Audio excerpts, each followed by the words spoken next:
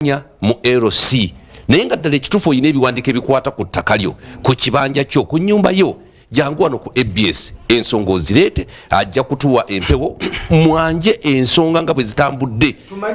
tumanye ddala ekituufu kyeki bakubako bambi gwe tubalina sente naye ebiwandiiko obirina enguzi efuuse enguzi mu ggwanga muleete ebiwandiiko byammwe tujja kuba tuyitamu tujja kukola okunoonyereza ddala tufulumye ekyo kyennyini kyetusaanidde okufulumya ffe tetukyalinako be tugamba nti wowaayi abantu bangi nnyo batusaasira nti noleba mwami kwezi tebakukuba amasasi nedda tebajja kutukuba amasasi kubanga amazima ge gasinga byonna tujja kugajjayo tugabawenga okusinza kunoonyeza kutunaba tukoze nsoko bagenda wala nnyo omukulu ono omulabi wa ABS TV kyenababa kujebuza omukulu ono yani amanya sebo amanya Kidaga Musa Salongo okuva ekitemu Kidaga Musa Salongo okuva ekitemu tukulamusizza nnyo bali kukyali akumpoza ABS omukulu ono naye agenda tulambulira atubule ekituufu kyeki ku nsonga eno yennyini tuliko agenda maaso nyongera okukulisa abantu mwenna amazaalibwa ga Mukama waffe Yesu Kristo nti bannange mwebali nnyo mwebalire ddala Mukama abayisiza mu biseera bino ate n'okuwongera okubajjukiza nti nga 3 tulinawo okusaba wano okukeesa obudde omusumba Agustine yiga mujje mutandike omwaka omanyi nze kankubuulire ABS yansigala mu musaayi era nange okumalako omwaka nja kukumalirako wano nga tusiigibwa amafuta n'okukolebwako emikolo gyonna eginatutambuza mu mwaka 2020 asinze njagala akalulu musumba ayina kumala kunsiga gwego yes kale nkulisa abantu b'emabuubi abazannya omupiira ne namakonkome ate n'abakayinda abazannya omupiira nammwe mwebali nnyo mwebalire ddala ate nyongera okusaasira omuvubuka waffe Robert LB makanika wa pikipiki bambi ebukuya olwokusazaamu ekivulu kye kya pikipiki ekyabadde kireeteddwe waffe ebukuya bannange bannabukuya era ndowooza tujja kukolawo ekivulu ate tulabe nga tusonda ssente ez'okuwa omwana waffe Robert kubanga yafiirirwa ssente nnyingi nnyo kumpi obukadde 3 olw'abantu bannakigwanyiza abeeyagaliza bokka abataagala kuvuganyizibwa abalowooza nti no b'amaanyi kale nno kyatukoze bubi ffe nga bannabukuya okulaba nti enkulaakulana tujjaagala ejje pikipiki zaabeeranga busiikanawa niba zituusize waffe ebukuya ate abalala babirwanyisa kale nno tutusuubira tujja kuteekayo ekivulu ekinaatuyambako okulaba nga tusonda ssente z'omukulu oyo ate abenga zaawo ensonga giwambuuzizza eya personal doctor Kasasa yali personal doctor wa Idi Amin Dada oluvannyuma lw'okufuna amawulire gano era n'onsaba nga noonyerezeeko nakoze okunoonyereza kwonna nenoonya Dokita Kasasa bwe yabeererako omusawo wa Amin ow'ekyama owambuze omusawo omu eyali ow'Amin yamujjanjabako mu biseera ebimu bamuyitanga Alivia yati yamulyamu olukwe ate kubanga yaperereza ennyo Profesa Yusuf Kironde Lule okujja kuba president oluvannyuma lwa Idi Amin Dada okumugjawo ensonga endala nagizudde nga Idi Amin Dada yajjanjabirwa Saudi Arabia ate ng'okujjanjabirwako kwe Saudi Arabia bamujjanjaba anaatera okufa nga nekubwa president yabuvaako dda ekitegeeza nti Dr. Kasasa tebalina bwe bamumentioningiddeko wonna nti no yaliko personal doctor wa Idi Amin Dada okujjako waliwo bwe baalinga Kasasa atandika okufuna obutakkaanya n'omulangira David Wassaja ku ttaka ly'emutungu baakulembezanga nnyo ekintu ekyo Amin's personal doctor eyali omusawo wa Amin lwaki nga baagala okulowoozesa ensi nti Kasasa y'omu eyali akolagana n'ekijambiya Idi Amin Dada kubanga kijambiya Idi Amin Dada tayina history mulungi mu Uganda history gwe tumulinako yatta abantu yakola ebikolobero na buli kimu akati nga baagala okulowoozesa nti Kasasa naye y'omu ku Amin abattanga abantu mu nsi akati ntandika olwo mu mwaka wa 1975 Dr. Kasasa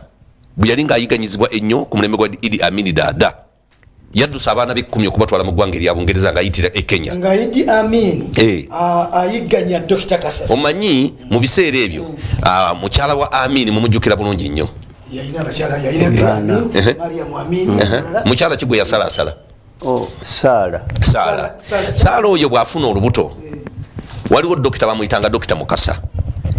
Saala bw'agenda wano Dokita Mukasa y'omu ku basajja abajjangamu embuto mu biseera ebyo n'amugyamu olubuto Amin n'anyiiga n'atandika okutta buli dokita gwe yakwasangako engalo ng'agamba nti abadokita bo be bamu ku abo abajjamu mukyala we olubuto natta buli dokita eyasoboka kakati mu 2075 Dr. Kasasa yakukusa abaana be 10 okubatwala ebweru nga yambibwako Bruno Serunkuuma wewa fensangi yali makanika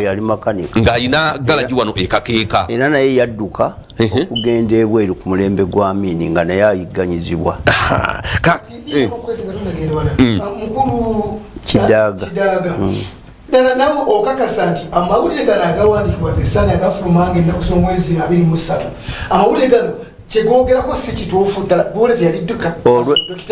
si matuufu nkisooka okwebaza omusumba Yiga tukyaza wano nange nakyaza wano era nenfuna omukisa ogwogerako eri abantu n'okuteeka ettaffaali ku Uganda ne ku Buganda ekituufu tulina ebintu bibiri mu nsonga eyo ensonga esooka obukyayi ensonga ey'okubiri enguzi mu butuufu Amini ogenda okuwamba gavumenti mu 7 twali abantu abategeera ekigenda mu maaso 7 ogenda mu 7 2 awo wonna twali abantu abategeera abavubuka balina amaanyi agalinda okukola buli kimu ekituufu tewaaliyo mu biseera ebyo mu 75 Muganda yenna eyali atuukirira Amini ng'akyamulinamu obwesige nga tewali Muganda yenna atuukira Amini ng'akyamulinamu nga Amini takyalina bwesige mu Baganda kuba yali amaze okutandika okufuna information oba amawulire agatali malungi agamukwatako nti ayigganya ate n'ateekamu kali abantu nti ayagala nnyo abasiraamu nga paati emu etandise okugira ki okumulabanga akutte kuba eddala kakati omusajja ono Kasasa wagira oli bwaga nti ddala Dr. Kasasa yali Dr. wa Amini atubuulire eddwaliro lye eryobwa Dr. we yajjanjabiranga lyali luuyi wangaye we yajjanjabiranga abantu ekyo kimu Amini teyali janjabirwako wano nze ebbanga lyennamala nga mpulira Amini mulaba muwulira saawulira nti Amini yalwadde yagenze mu ddwaliro egindi paka lwe yava ku bwa pulezidenti akirinako bwino ayinza okututangaaza kubanga yiddi Amini agenda okuwamba obuyinza nali ntegeera bulungi era nga ebya byonna nali mbigoberera bulungi naye okuva mu 7 paka 7 wamuwulira ajjanjabiddwako luddawa nze sikiwulirangako nti Amini teyakoze mulwadde yevugiranga akagaali ke naye kato naffe yajja n'atukyalira ne tumukwata mu ngalo nga musajja w'amaanyi engalo zino zibulira muzize kaakati we yalwalira awo akirinako bwino ayinza okututangaza ffenna kuba tunoonya kugira ki kumanya na butawaayira kakati oyinza okuba nga Amini teyalwalanga mu lwatu nga ye alwala mu ngeri y'ekyama nga bwali personal doctor nga mujjanjabya waka kakati Kasasa bw'ava e Makerere University ng'asomye obusawo yasookera kukolera mu Bwakabaka bwa Buganda kubanga mu biseera ebyo waliwo federo era ye Dr. Omuto yasooka okujjanjaba mu Buganda era yali akulira ebyobujjanjabi n'okutandikawo amalwaliro mu Buganda kale nno Kasasa talina ddwaliro lyankalakkalira lyayina nti liirino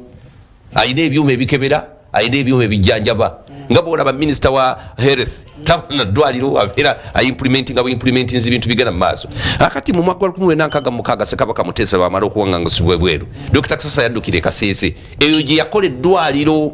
Amini gye yagendanga ne bamujjanjabira e Kasese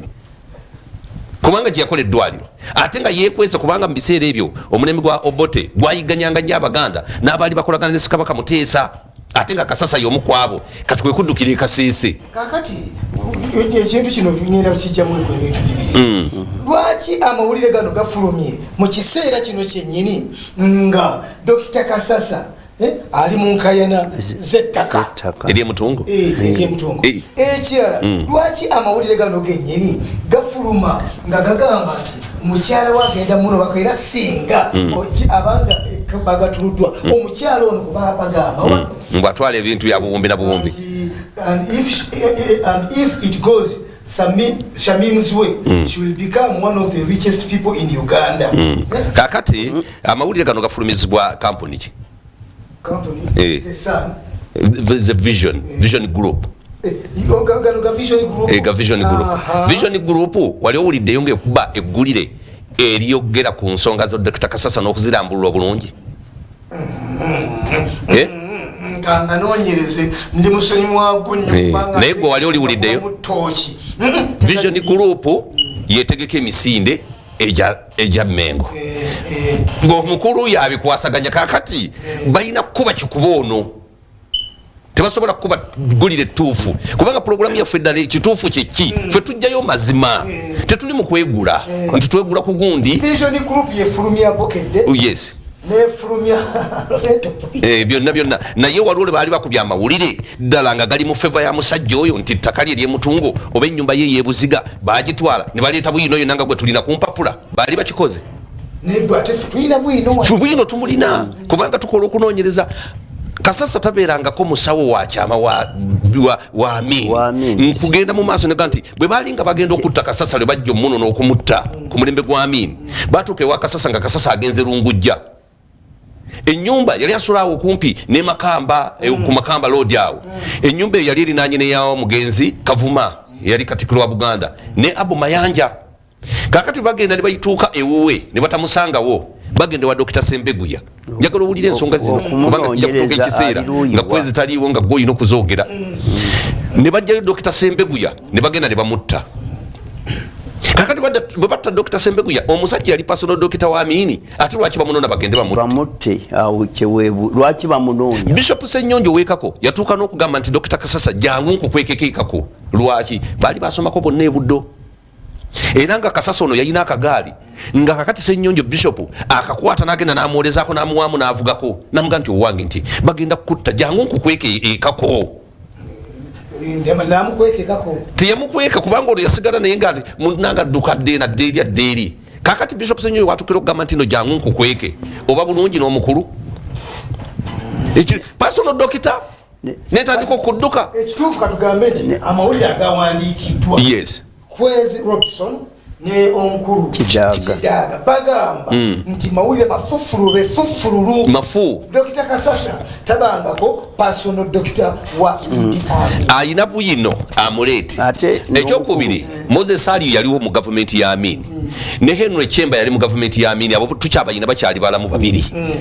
bagende babeebuuzeeko ddala Dr. Kasasa yajjanjabako kwa Amini bwe kibanga tajjanjabako kwa Amini lwaki bakireeta mu kiseera kino nga Dr. Kasasa ali mu kulwanagana n'abantu abaagala omubbako ettaka kubanga baagala kumukyaya kwa Amini dada yali kijambiya oyo nno yakolagananga n'omusajja yattanga abantu yakolagananga bw'ati abantu bamukyawe naye ekituufu bano ababikuba be bantu abakyamu abayina kye bakweka emabega eggulire lino yakubwa omwami Michael Odeng yali wandiika adde yakola division yali wandiika nga ali mu group ya Vision Group Vision Group yefulumya olupapula lwa Bukedde nefulumya olupapula lwa New Vision nefulumya etopu olupenye siza zonna nibakola okunoonyereza bamale kumalaga gawandi tugamba bwe tuti nti bambi omukulu Kabushenga bannamawulire bo bakibugwe mulimu abaekibugwe oba tebakola kunoonyereza kale tebakola kino tukyogedde ebbanga ddene mukuba amawulire ne mujja mukuba eggule naye ngeri abamanyi ebyo kati ng'omukulu ono n'ekirala ssebo ogenze n'ogamba nti lwaki ebintu bino bijjidde mu kiseera kyekimu ng'omuntu oli ali mu buzibu wano bagamba nti akukyaye bwawerekera akubanja zidde okunywa kakati nabano we bafunidde akakisa okuteeka ku Dr. Kasasa buli kazambi yenna abantu abamu gwe batamanyi nti ddala tikyali nga bwe bakitadde wano olw'ensonga ffe tugamba nti ngabo programu eno nga bwetambula akirinako buyino ajja kitutangaaze baleme giraki kusiiga musajja bizibu ng'atalina abaddidde ekizibu ate bumwongerako ekizibu ekyamawulire kuba asoma amawulire geno nga takitegeera bulungi ye kyemugendera ku mwa kyagenda asaasaanya mubi nnyo tayagala kino naye nga si musajja wa Amini sooka baali badde basooka ne bamanya abasajja ba Amini Moses Ali musajja wa Amini ate mu biseera ebyo President yaliwo ffenna twali basajja be naye enkola yali etya kyekikulu ekirimu mu nsonga zino tekirina buzibu kakati kiki bandiretezi bagamba nti anti waliwo ekizibu kiyakola kiki ayinabo obuzibu bwonna bwe yakola nga ali person doctor kakati Henry Chemba yali private permanent secretary wa Obote Amini bwawamba namuwa bwa Minister of Health najja Henry Chemba wali Moses Ali wamumanya bulungi nnyo lwaki bwe banga bakugera ku Moses Ali tebawogera nti yaliko minister mu government ya Amini Dada Moses Ali katikiro mubwa katikiro wokubiri oba asooka mu government ya Museveni ali bwati lwaki tebakyogera akati katusoke tuveyo kakati ate ensonga eniyo ensonga sijja kugigenda munnyo kakati njagala ogende mu lupapula luno omanyize gye sinonyerezaako sijagala ebintu bikwatagana n'amaka g'omuntu ebyo sibiyingiramu ze nkwatagana bintu ebiri public kakati awe twagala kubanga omusumba yiga atwadde omukisa nti no buli ali eyo ng'olina ensonga z'ebyettaka jangu oli gye sitalinge wano omusango bagusala bubi bakulinyirira jangu oli gye sitalinge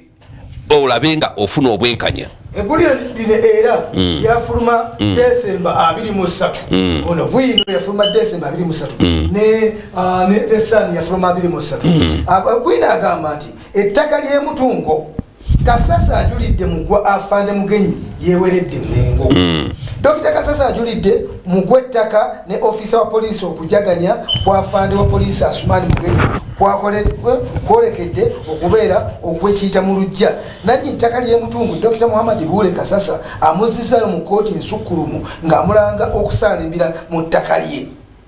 baloya ba Dr. Kasasa bakuŋŋaanyiza obujulizi ne babutwala mu kkooti ensukkulumi oba ensukkulumu esobole okuddamu okwekenneenya ensala yaayo mugenyi kwe yasinzidde okujaganya baagala abalamuzi baddemu beekenneenya ensala gye baawa mwe balangira mugenyi okusigala ng'ow'ekibanja ku ttaka lya Dr. Kasasa ekintu baloya ba Dr. Kasasa gye bawakanya nga bagamba nti mugenyi kyereeta era kyesenza ku ttaka kakati dakiika 3 kubanga ne muganda wange alina okuteekako ettofaali afande mugenyi ali ku ttaka lya Dr. Kasasa ery'emutungu ekyomukisa omulungi kooti ekakasa nti ettaka lya Dr. Kasasa sirya muntu mulala yenna naye agamba nti bambi Dr. Mugenyi Asumani Mugenyi bambi afande Asumani Mugenyi asigaleko ng'ow'ekibanja kakati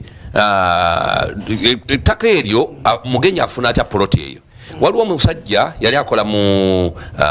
Interpol polisi ya Interpol bamuyitanga Patrick Kagwa bwe bamugoba mu Interpol ng'era ayinayo ebintu ebyekikanga ekyo Kasasa amuyita amugamba jangu kuwa omulimu n'amuwa avunaanyizibwe ku byokwerinda ku ttaka lye ery'emutungo kubanga kubeerako abantu abeesenzaako n'otamanya kati nga yavunaanyizibwa ebya security ku ttaka ly'emutungo n'amuwa omulimu kakati oyo Patrick Kagwa alaba akabangiriza agamba dokita akabangiriza kano kanguze ko dokita toyina sente akabangiriza osobola kukajjawa mugamba toyina sente dokita Kasasa ali busy agenda okuddayo ng'alaba bazimbawo n'abuuza nti ani azimba wano nti Mugenyi yazimbawo nti ani yakuwaawo nti Patrick Kagwa yampa ettaka lino yalinguza nga bagenda mu kkooti kakati nga bakola Mugenyi ng'akola olukwesikwesi n'omulangira David Wassaja nga bakwata Kasasa nga bamukuba mu kkooti nga bamuteekako criminal offense mbu yasalimbira mu ttaka kakati bagenda mu kkooti banga ti eyo civil case mugijjeyo mu criminal naye nga Kasasa asuzeeyo era Ken Lukyambuzi n'ensubuga nsanvu be bamujja mu kkomera kakati batandika okuwera ennemba kubanga ono Mugenyi talina mukono gwonna gwa Kasasa kumuguza kifo ekyo naye olwokuba nti Mugenyi yali DPC wa Jinja Road ng'ate ettaka lye Nakawaligwa mu Jinja Road nga talina waddukira kubanga omukulu yali akutte ekintu kakati batandika okuwera ennemba kooti yasooka negusingisa Kasasa omanye enguzi wano mu kooti za Uganda mpitirivu kooti yaddako nega nti Mugenyi tolina kubeera ku ttaka lya Kasasa lwaki kubanga ettaka eryo yali esinza ku magwalo 1996 nga balina kukolera mu tteeka ery'ettaka erya 1775 decree nga ligamba nti omuntu yenna okugenda ku ttaka ly'omuntu alina okusooka okumubuulirako singa olina nnyini kibanja abanga atunda alina okutegeeza ku nannyini ttaka oba okutegeeza ku office evunanyizibwa ku by'ettaka na buli kimu kyonna ekigenda mu maaso ekitaakolebwa kakati kooti ejulirwamu bwebanga esala omusango yagusalira mu tteeka erya 1998 ekitaali kituufu kubanga oli yali yesinzaako 96 kitegeeza balina muvunanira mu tteeka erya 1975 lyali likola kati toyinza kumuvunanira ate mu tteeka lya 1998 ekyo kiba kifu kakati kooti ejulirwamu negendera ku kooti Supreme Court negendera ku kya kooti ejulirwamu ku teeka ly'ekyenda mu 8 kyokka ate ng'oli omusango yaguze etteeka eryo terinayita ayina kuvunaanirwa muliri Kasasa kiyazeeyo okujulira nti mugenyi si musenze mutuufu ku ttaka lino erirye kakati mukulu yongera ketofwala kakati ku nsonga eyo oyogera ku ensonga eyo yonna si nambulukufu lwa nsonga ensala eyinza okuba nga si nambulukufu ensala eyinza okuba ennambulukufu kubanga oli bamutegeeza nti musenze ku ki si nannyini ki kakati woddayo emabega balina okukkiriziganya naani ne nannyini ttaka okubeera ku ki ku ttaka lye ekyo kiba kituufu naye wano bw'ogamba nti ate dokita si mutuufu yasalimbira ku ttaka lye ng'ate yasanga ye nannyini ttaka okuva emabega ze ne gyandyesaako ate n'oddira nannyini ttaka n'ogamba nti yasalimbira n'omuggalira olunaku lumu wadde eddakiika 5 toba mutuufu oba osaze bubi kubanga alabika nga eyasalimba yone yajjako oluvannyuma eyeesanzaako yekka ekintu ekyo si musango guno gwokka era kooti zonna naddala wano mu Buganda ezisinga zeeyambisa nnyo akantu ako nti gw'osalimbidde ku kintu eyazeeko eggulo gw'osalimbirako nannyini kintu yasalimba gwe yazeeko eggulo togira era ne basala omusango ne bawuzika nga bagusinziza nannyini kintu mu bukyamu kyekiri kye nagambye nti obukyayi n'embuzi ebisinza okugwira ki kakati oba otunuya Dr. Kasasa eri gyavudde yonna yonna okujja no bamuteekeko bino balina bukyayi ku sayidi emu kubanga wano ffe ng'Abaganda bw'oga nti Kizaaga tayagala Mmengo buli muntu yenna akukyawa tabuuza lwaki tayagadde oba lwaki onteekako ekyobutayagala nga tekivudde mu mmeeme yange oba mu bigambo byange bw'okinteekako kwezi naawe nani nga bagamba omusajja oyo mubi nnyo naye Kasasa mu bintu byagoberera oba biri Mmengo oba biri mu gavumenti ya wakati akyali mutuufu kuba ettaka kiki ekintu kiki bino byonna bye bazze bamubembekako bya bukyalina butayagaliza nze bwendaba nga nze kakati mukulu kwezi nga tumaliriza kubanga programu eno ekituufu kyeki twagala tuuke ku nsonga tumanye n'omulabi ali eyamanye ekituufu kyeki ku bintu bino omukulu Kasasa oba tulabe kiki ekituufu kyeki amazima kubanga tukyeyongerayo mbadde mmanyi nti leero tuyinza musumba atatuwongedde omukisa tusobola kuwombaomba kakati nga tumaliriza lwaki Afande Mugenyi asanyu atyakala oba ajaguza anti kakati Afande Mugenyi bwe yagenda mu Supreme Court omanye nguza nti kyenkugambira naye omukulu Kidaaga Musajja ogeddeko nti ye yalowooza nti kiwedde naye waliwo kyebayita revision bagenda ne barevising omusango ogwo ensala yagwo yali etya kubanga omu ku bantu abali ku Supreme Court abalamuzi yagulimu mu kooti wansi mu kooti enkulu n'agumaze emyaka 4 nga tagusala ate kakati oguddamu ota ku Supreme Court ate n'ogusala ekitegeeza mu kooti eno yasooka emyaka 4 yali enguzi yali amukooya kati bwe bagenda ku kooti yawaggulu ekituufu kiri nti nno Mmengo ononsonyiwa naye siagala kuteekamu Mmengo kino ekintu kiri personal omulangira David Wassaja ekituufu ayagala kutwala bintu bya Dr. Kasasa kubanga yatwala ennyumba ye y'emutungo ey'ebuziga ku siringisa 10 olwo nalowooza nti ajja mulumba n'emutungo naye amukuba akawunika abeebukuya akalulu tukagala nnyo n'okusinga ekintu ekirala kyonna mukateeketeke mukulu kiwuwaawo nkulengera oli ku ABS TV olaba n'abantu mwenna mukulu Luswata mbwajja kawempe naye abeebukuya musinge kutunulira nnyo kwezi kubanga ye ku nsonga z'ettaka ajja balwanira ab'ekisagazi ab'ekawaala ab'erubaali abaawa ensonga y'ettaka bwe muba nga muyina ensala zammwe ez'ettaka zimutali balambulukufu bulungi mujja wano ku ABS tuzaanike tuzoogerere tumanye ddala ekituufu kyeki ekiri mu misango egyo nsigadde ndi Kwezi Robinson omukulu Kidaaga musansibula bewange ekitemu naddala abantu b'e Nabbingo ne bembeera ne bempangala nabo ne mbakozesa okuyita mu nnaku zino enkulu naye nga tukyali bumu tujja kujja ano tuteeke ettaffaali ku ki ng'omusumba Yiga bw'atuwadde kyansi eno tuteekeyo ettaffaali nammwe bye mumanyi mubitubuulire abalina omukisa okutuuka ano tubyandike kuba bannaye tutwerwaneko tuzikirira ng'ate mannaku ebatwalako ettaka awo sijja kusookawo mbadde kanyike eno Mayanja mwebali kulaba ABS television tusinkane olwokutaano olujja musibe bulungi